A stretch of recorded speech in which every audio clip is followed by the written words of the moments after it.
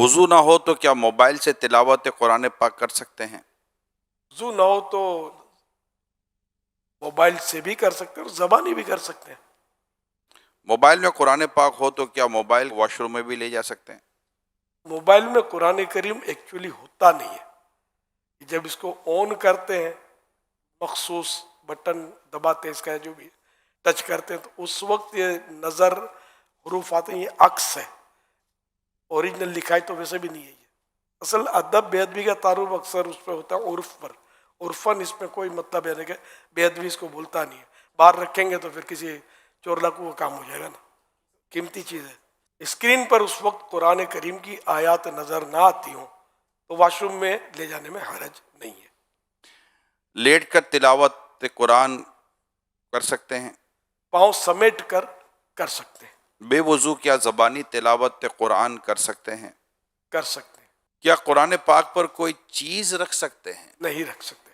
کپڑے، یعنی یہاں تک کہ اگر قرآن کریم کسی باکس میں ہے اس کے اوپر بھی کپڑا نہیں رکھ سکتے. کسی کے ہاتھ سے اگر قرآن پاک چھوٹ جائے تو کیا کفارہ ہے؟ کوئی کفارہ نہیں ہے، کیونکہ جان بوجھ کر مسلمان ایسا کر نہیں سکتا. نعوذ باللہ کسی نے حقارت کے ساتھ قرآن شریف زمین پر دے مارا وہ تو کافر ہو جائے گا. لیکن یہاں جو زمین ہاتھ سے نکل گیا اور زمین پر آ گیا قرآن کریم، تو مسلمان تو گھبرا جاتا ہے، یہ اب کیا کفارہ ہے پوچھنے نکلتا ہے.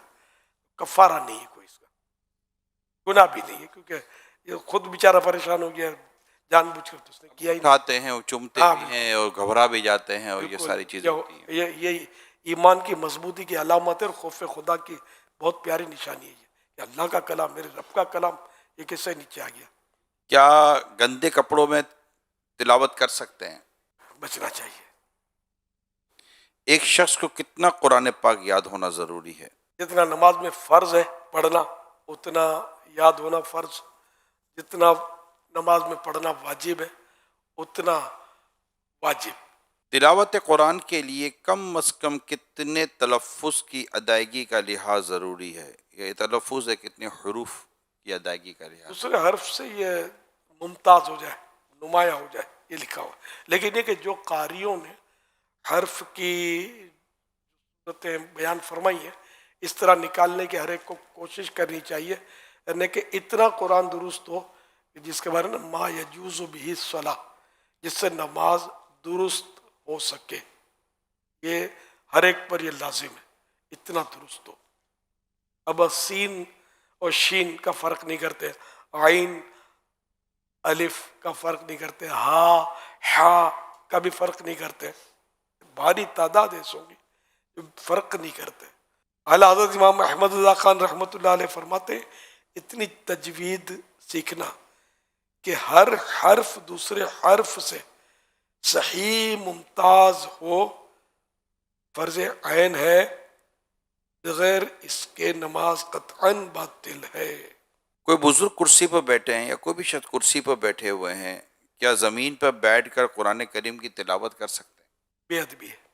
اگر کوئی قریبی کرسی پر بیٹھا ہوا ہے، کوئی زمین پر بیٹھے تلاوت کر رہا ہے، تو اب اگر کرسی پر بیٹھنے والا بیچارہ اپنی مجبوری سے بیٹھا ہے تو تلاوت کرنے والے کو چاہیے کہ کوئی اور جگہ چلا جائے، ہاں فاصلہ کر لے. مساجد میں اس وقت کرسیوں پر بیٹھنے کی کیونکہ تعداد بڑھ رہی ہے تو لوگ کرسی پر بیٹھ کر، جس کو نیچے بیٹھ کر نماز جو نہیں پڑھتے، جو کرسی پر بیٹھ کر نماز پڑھتے ہیں، تو یہ عموماً قرآن کریم بھی کرسی پر بیٹھ کر ہی پڑھ رہے ہوتے ہیں.